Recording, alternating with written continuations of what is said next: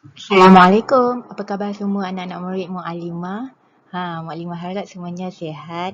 Okey, alhamdulillah. Okey, pada minggu lepas kita telah belajar unit 5 sifat cahaya. Kita telah mempelajari apa sifat-sifat cahaya, iaitu cahaya bergerak lurus. Okey, kedua, cahaya boleh dipantulkan. Dan ketiga, cahaya boleh dibiaskan. Minggu lepas pun kita belajar juga jenis-jenis objek. Apa jenis-jenis objek? Objek luk sinar, objek luk cahaya dan juga objek legap. Okey, pada minggu ni kita akan sambung lagi dengan unit 5 sifat cahaya, tetapi kita akan mempelajari dengan lebih mendalam tentang sifat cahaya iaitu cahaya bergerak lurus. Nak tahu tak? Okey, jom. Baiklah, objektif pembelajaran kita pada hari ini ialah pertama, murid akan dapat menyatakan cahaya bergerak lurus. Kedua, murid akan dapat menyatakan faktor yang mempengaruhi saiz bayang-bayang dengan betul. Dan yang ketiga, murid akan dapat menyatakan faktor yang mempengaruhi bentuk bayang-bayang dengan betul.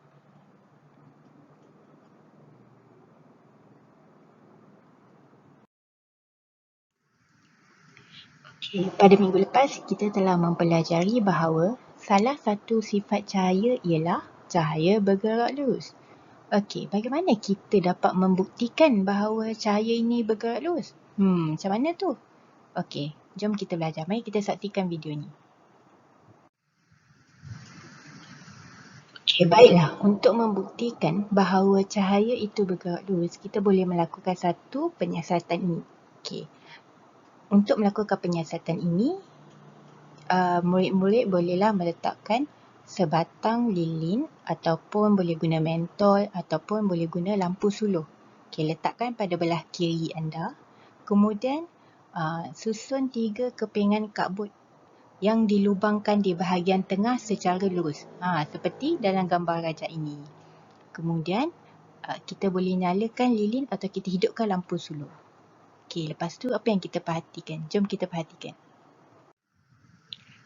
Lepas kita sediakan radas dan peralatan seperti dalam gambar rajah, sekarang ni kita perhatikan pula cahaya lilin ataupun lampu suluh itu melalui lubang kabut di sebelah kanan. Okey, apa yang dapat kamu perhatikan? Cuba tengok tu. Ya, kamu akan dapat perhatikan cahaya melalui lubang kabut. Okey, bila kamu dapat perhatikan cahaya di lubang kabut, ini menunjukkan bahawa cahaya itu bergerak dalam satu garis lurus. Okey, baiklah. Mari Mukadimah terangkan apa sebenarnya yang berlaku. Kenapa kamu dapat melihat cahaya melalui lubang kabut itu? Okey, ini sebab dia. Ini kerana menurut teori Newton, cahaya terdiri daripada partikel-partikel yang sangat halus dan kecil. Kamu nampak bulatan, ni kan bulatan-bulatan kecil ni, itulah partikel-partikel cahaya yang sangat kecil dan halus. Dia bergerak dalam satu garis yang lurus seperti kamu dapat lihat sekarang ni. Okey, dan teori ini dipanggil sebagai corpuscular theory yang dicadangkan oleh Sir Isaac Newton pada tahun 1704. Okey, sebab itulah kamu dapat melihat cahaya melalui lubang. Okey, baiklah. Tadi kita dah membuktikan bahawa cahaya ini bergerak lurus. Okey, sifat cahaya yang bergerak lurus ini juga dapat dibuktikan melalui pembentukan bayang-bayang. Okey, bagaimanakah bayang-bayang terbentuk? Okey, mari kita jalankan penyiasatan. Baiklah, sekarang ini kamu kekalkan alat dan radas tadi, iaitu lampu ataupun lilin dan sekeping kadbut yang berlubang tadi. Okay, kemudian kamu letakkan sebatang pensel di sebelah kanan kadbut. Dan kamu boleh letakkan skrin di sebelah kanan pensel ataupun kamu boleh gunakan dinding sebagai skrin kamu. Okay, kemudian kamu nyalakan lampu ataupun lilin tadi. Sekarang apa yang dapat kamu perhatikan? Kamu dapat perhatikan bahawa pensel tidak membenarkan cahaya melaluinya. Dan disebabkan cahaya tidak boleh menebusi pensel ini, maka kamu akan nampak bayang-bayang pensel terbentuk di skrin. Inilah bayang-bayang yang terbentuk di skrin yang tidak dapat menerima cahaya. Bahagian lain ada pula cahaya sebab skrin itu menerima cahaya. Baiklah, melalui penyiasatan tadi, kita dapat memahami bahawa bayang-bayang terbentuk apabila cahaya itu bergerak lurus. Apabila cahaya yang bergerak lurus dihalang oleh objek legap seperti pensel tadilah. Tetapi, tahukah kamu, kejelasan bayang-bayang yang terbentuk adalah berbeza mengikut jenis objek yang menghalangnya. Macam minggu lepas kita dah belajar.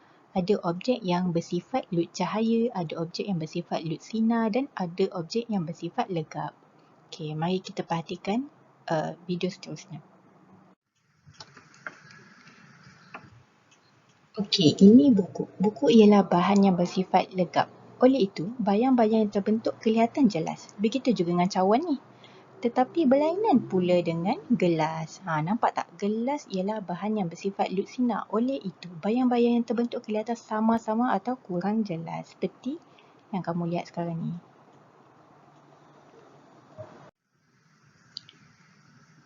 Baiklah. Kita telah perhatikan tadi bahawa kejelasan bayang-bayang adalah berbeza mengikut sifat objek tersebut. Okey, kalau kamu perhatikan dalam gambar ini, di sebelah kanan, bayang-bayang yang terbentuk kelihatan jelas kerana objek itu bersifat legap dan objek yang bersifat legap menghalang semua cahaya melaluinya. Sebab itulah bayang-bayang yang terbentuk kelihatan jelas. Dan di bahagian tengah, kamu dapat lihat bayang-bayang yang terbentuk kelihatan sama-sama atau kurang jelas. Nampak tu ada warna hijau lagi. Okey, ini disebabkan objek yang bersifat lut cahaya hanya membenarkan sebahagian cahaya menembusinya. Okey, sebab itulah kamu dapat lihat bayang-bayang tu kelihatan sama dan kurang jelas. Okey, manakala di bahagian kiri pula, bayang-bayang kelihatan tidak jelas dan kabur. Ini kerana objek ini bersifat lut sinar dan objek yang bersifat lut sinar membenarkan kesemua cahaya melaluinya. Okey, berdasarkan ketiga-tiga gambar ini membuktikan bahawa objek yang bersifat lut sinar dan juga lut cahaya masih boleh membentuk bayang-bayang, tetapi bayang-bayang yang terbentuk adalah tidak jelas, kabur dan sesetengahnya berwarna. Baiklah, sekarang ni Muallimah nak tanya. Pada pendapat kamu, apakah faktor yang mempengaruhi saiz bayang-bayang? Nak tahu tak? Okey, jom kita jalan ke penyiasatan ni. Okay, berdasarkan gambar ini, apa yang dapat kita perhatikan ialah apabila objek menjauhi sumber cahaya. Okay. Bayang-bayang terbentuk kelihatan kecil. Okay, sumber cahaya yang warna biru itulah. Kamu nampak objek bulat tu bila dia dah menjauhi, kecil je dia punya bayang-bayang terbentuk.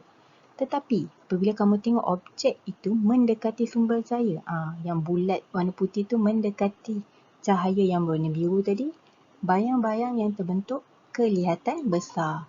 Jadi ini membuktikan bahawa jarak objek dengan sumber cahaya mempengaruhi saiz bayang-bayang yang terbentuk. Okey, tadi kita telah belajar bahawa jarak objek dengan sumber cahaya mempengaruhi saiz bayang-bayang. Okey, sekarang berdasarkan gambar ini, apa yang dapat kita perhatikan?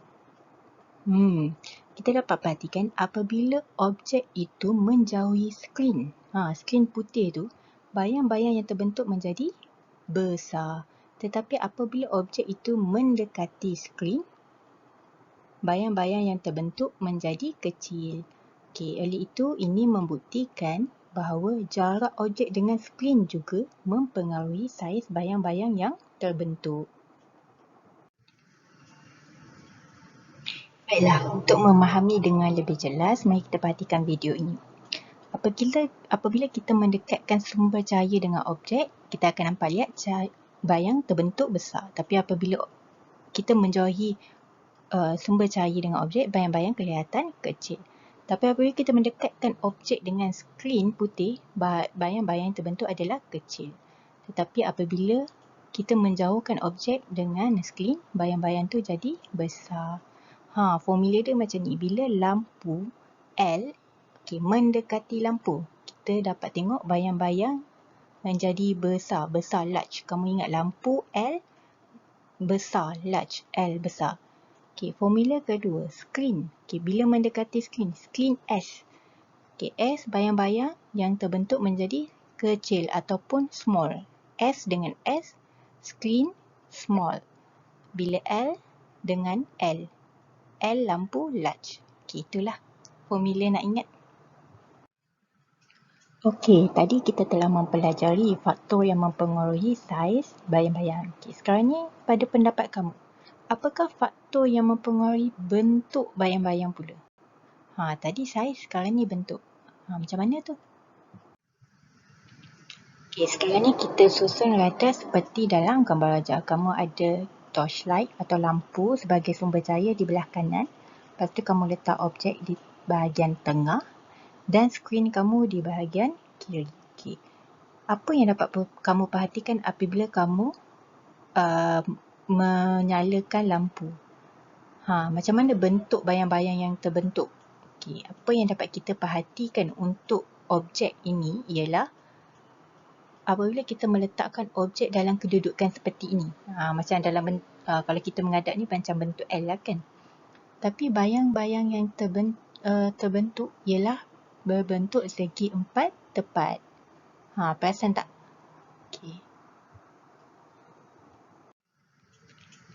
Baiklah. Tadi kita letak kedudukan objek seperti tadilah dalam bentuk L. Tapi sekarang ni kita tukar kedudukan objek jadi bentuk yang macam ni pula, menghadap macam ni. Tapi kedudukan sumber cahaya sama, kedudukan skrin pun sama. Jadi apa yang dapat kamu perhatikan? Apabila kedudukan atau orientasi objek tu berubah, seperti dalam gambar ni lah, bayang-bayang yang terbentuk ialah seperti bentuk L. Jadi ini bermakna apabila orientasi objek ataupun kedudukan objek itu berubah, maka bentuk bayang-bayang juga akan berubah. Jadi kesimpulannya, apa yang kita dapat daripada penyiasatan ini ialah orientasi objek mempengaruhi bentuk bayang-bayang. Jadi faktor yang mempengaruhi bentuk bayang-bayang yang pertama ialah orientasi ataupun kedudukan objek. Tadi kita dapat lihat apa yang berlaku kepada bentuk bayang-bayang apabila kita menukar orientasi atau kedudukan objek. Sekarang ni kita letak radas kita seperti dalam gambar ini. Kita letak silinder sebagai objek di tengah, sumber cahaya di belah kanan dan skrin di belah kiri. Apa yang dapat kamu perhatikan bentuk bayang-bayang tu? Berdasarkan gambar ini, apa yang dapat kita perhatikan ialah apabila cahaya dihalakan seperti dalam gambar ni, bayang-bayang yang terbentuk ialah berbentuk segi empat tepat. Baiklah, sekarang ni cuba kamu ubah pula arah lampu suluh tadi ataupun sumber cahaya tadi, kamu letak bahagian atas objek tu pula. Apa yang kamu perhatikan? Berdasarkan dalam gambar ni, apabila kedudukan sumber cahaya itu berubah, maka bayang-bayang terbentuk ialah berbentuk bulatan. Nampak tak perbezaan dengan bentuk bayang-bayang yang sebelum ni? Apa yang terjadi ialah ini bermakna apabila kedudukan sumber cahaya ataupun lampu itu berubah, bentuk bayang-bayang juga akan berubah. Jadi kesimpulan dari penyiasatan ini ialah kedudukan sumber cahaya juga mempengaruhi bentuk bayang-bayang. Baiklah, sekian sahaja untuk hari ini. Terima kasih kepada anak-anak murid yang sudi menonton video ini. Jangan lupa untuk jawab soalan latihan dalam modul sains muka surat 3 dan 4. Assalamualaikum. Berjumpa lagi di masa akan datang. Bye-bye.